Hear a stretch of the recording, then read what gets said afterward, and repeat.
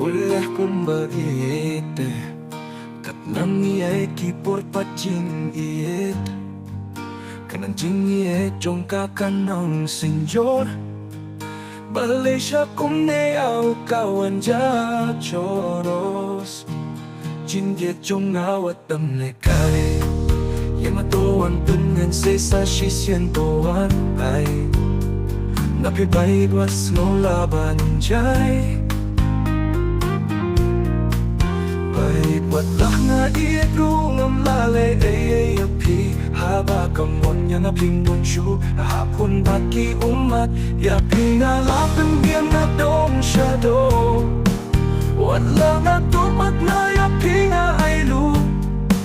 Lada nga du Bay ila juro kang laylay Yapi nga ay lut watlak ka Sebat tuyang na Kani nga labang nangiyapi Pihon ban iya nga marwe Kataro siyong kamon ko bayat jong na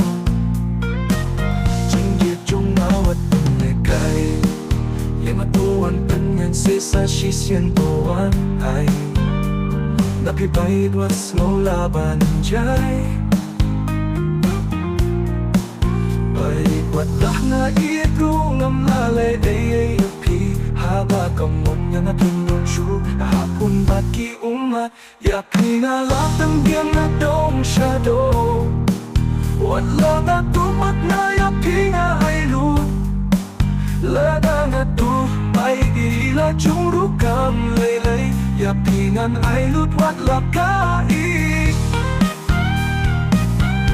Hato kila sebat kau tu yang na Gani nga lapang kang iapi Pihon ban yang na marwe Kaparo siyong kamon ko bayat jong na Jinja jong awat ang lekay